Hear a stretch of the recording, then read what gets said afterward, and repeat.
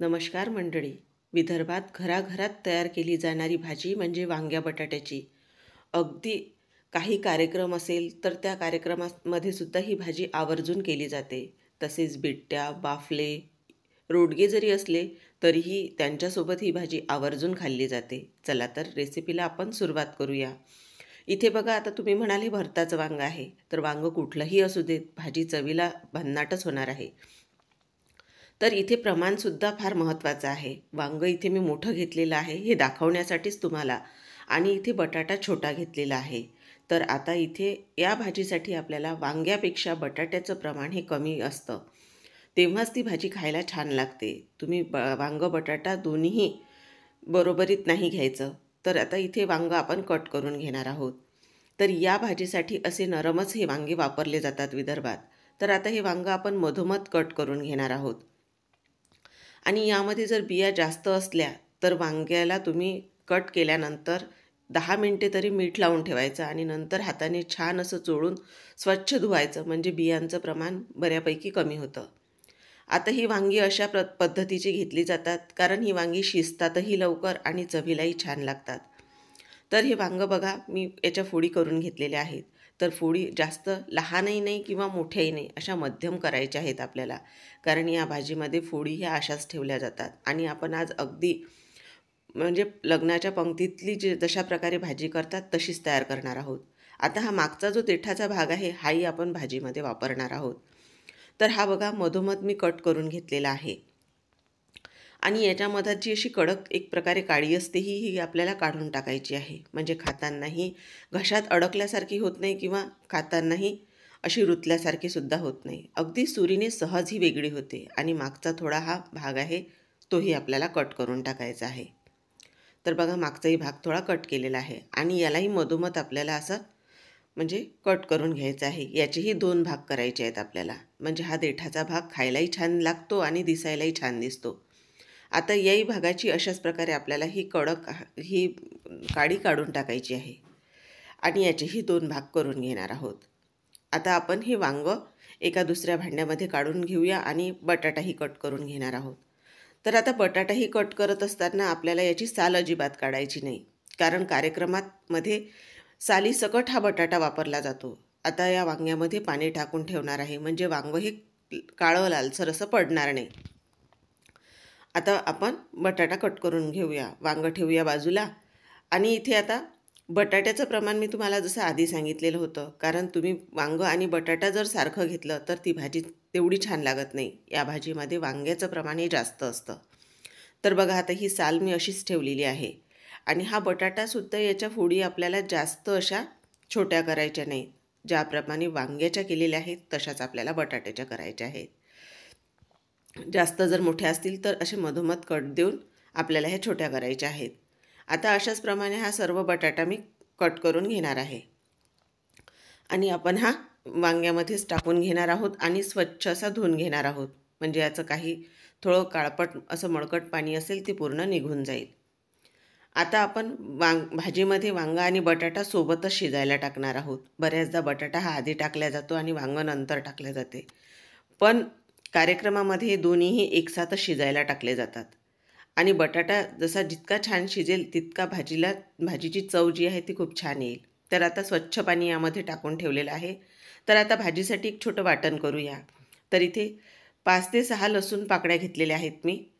या भाजीमध्ये आल्याचं प्रमाण थोडं जास्त असतं, तर त्यासाठी इथे आल्याचे 2 असे तुकडे घेतलेले आहे. 1-1 इंचाचा 1-1 तुकडा. इथे काळी मिरी घेतलेली आहेत 5 ते 6. आणि पोहे खाण्याचे 2 चमचे भरून मी इथे शेंगदाणे घेतलेले आहेत. हे समजण्यासाठी मी सांगत आहे.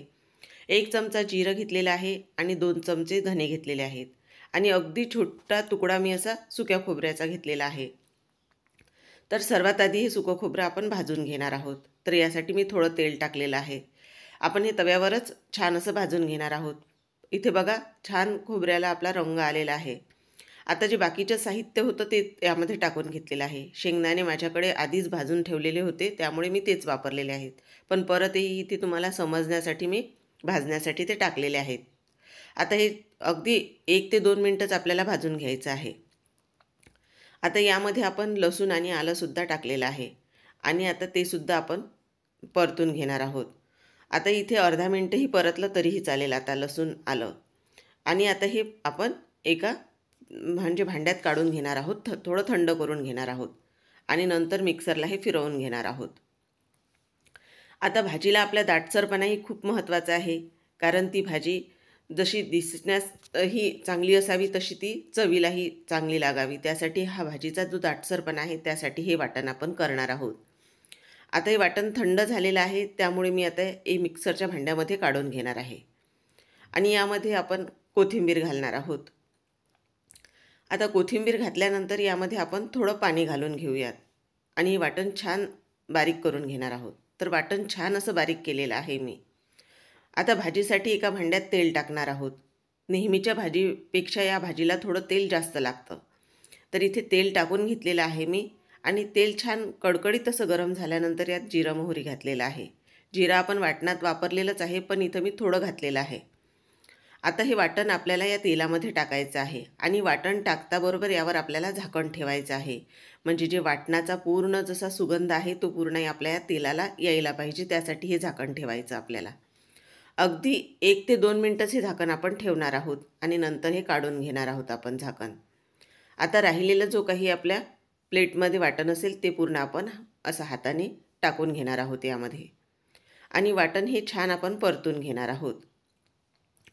तर हे वाटण अशा प्रकारे केल्यामुळे भाजीची चव तुम्ही नक्की म्हणजे ही भाजी करून बघा आणि चवीत काय फरक पडतो तेही मला सांगा. तर आता यामध्ये आपण हळद टाकून घेतलेली आहे. त्याचबरोबर इथे पाऊण चमचा एवढा गरम मसाला टाकलेला आहे. आता गरम मसालाही आपल्याला तेलामध्ये परतून घ्यायचा आहे. इथे लाल तिखट टाकत आहे मी चवीप्रमाणे, पण ही चवीला थोडी तिखट आपल्याला करायची आहे, त्यामुळे इथे तिखट थोडं मी जास्त टाकलेलं आहे. आता हे छान आपल्याला या वाटणामध्ये मिक्स करून घ्यायचं आहे आणि छान असं परतून घ्यायचं आहे. हे आता बघा वाटण बऱ्यापैकी याला तेल सुटलेलं आहे. तर आता वाटण हे छान आपल्याला परतून घ्यायचं आहे आणि परत 2 मिनटे झाकण ठेवून एक वाफ काढून घेऊया. तर आता 2 मिनटानंतर बघा परत वाटणाला छान तेल सुटलेलं आहे.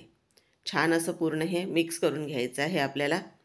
फक्त वाटण आपल्याला परतण्याची घाई करायची नाही. छान असं हे परतून घ्यायचं म्हणजे भाजीला छान चव येते. आता यामध्ये थोडी कसुरी मेथीही घालून घेतलेली आहे आणि तीसुद्धा थोडी परतून घेते आणि नंतर मग आपण हे वांग्या बटाट्याच्या फोडी ज्या कट करून घेतलेल्या आहेत त्या आपल्याला घालायच्या आहेत यामध्ये. तर आता इथे बघा आपण हे वांगं बटाटा यामध्ये टाकून घेणार आहोत. बऱ्याचदा काय होतं यामध्ये आधी पाणी टाकलं जातं आणि नंतर फोडी टाकल्या जातात, पण ही पद्धत तुमच्या लक्षात येण्यासाठी मी याप्रमाणे टाकून दाखवत आहे तुम्हाला. तर सर्व फोडी आपण टाकून घेतलेल्या आहेत आणि छान असं हे मिक्स करून घ्यायचं आहे आपल्याला, म्हणजे सर्व वाटण या फोडीमध्ये एकसारखं लागलं जाईल. दुसरीकडे पाणीसुद्धा गरम होण्यासाठी मी ठेवलेलं होतं. तर आता एवढ्या प्रमाणासाठी आपल्याला पाऊण ग्लास तरी पाणी लागणार आहे, कारण आपल्याला ही भाजी शिजूसुद्धा द्यायची आहे. तर पाण्याचं प्रमाण हे कमी होईल आणि चवीप्रमाणे मीठ घालून घेतलेलं आहे. पाणी आणि मीठ छान असं या वाटणामध्ये आपल्याला पूर्ण मिक्स करून घ्यायचं आहे, म्हणजे वाटण सगळीकडे एकसारखं असं लागलं जाईल आणि यावर आपण अर्धवट झाकण ठेवणार आहोत आणि ही भाजी मंद आचेवर छान अशी शिजवून घ्यायची आहे. तर इथे बघा ही भाजी आपण अधूनमधून चेक करत राहायची आहे. तर मी अगदी 5 मिनटे झाल्यानंतर ही आता आपण यावरचं झाकण काढून बघितलेलं आहे. तर पण अजून भाजी आपली शिजायची राहिलेली आहे आणि भाजीला आत्ताच बघा दाटसरपणा किती छान आलेला आहे. अजून तर आपली भाजी शिजायचीसुद्धा राहिलेली आहे. तर हे अशा प्रकारे आपण वाटण केल्यामुळे भाजीला दाटसरपणा येतो. परत एकदा आपण यावर झाकण ठेवणार आहोत आणि ही भाजी आपण शिजून घेणार आहोत. तर मधात बघा आपल्याला हा बटाटासुद्धा चेक करायचा आहे. तर बटाटा आता आपला बऱ्यापैकी शिजलेला आहे. तरीसुद्धा 2 मिनटे आपल्याला झाकण यावर ठेवायचं आहे आणि भाजी शिजवून घ्यायची आहे. जितकी छान भाजी शिजली जाईल तितकी छान चव येईल. तर 2 मिनटासाठी परत झाकण ठेवलेलं होतं. तर 2 मिनटानंतर झाकण काढून बघूयात आपण. तर आपली भाजी आता छान अशी शिजल्या गेलेली आहे. तर अशाच प्रकारे अगदी पंक्तीतील आनंद तुम्हाला घरी घ्यायचा असेल तर ही भाजी नक्की ट्राय करून बघा आणि कशी झाली मला तेही कमेंट करायला विसरू नका. रेसिपी आवडल्यास चॅनलला नक्की सबस्क्राईब करा आणि जाता जाता एक लाईक करायलाही मात्र विसरू नका. पुन्हा आपण भेटूया. तोपर्यंत धन्यवाद.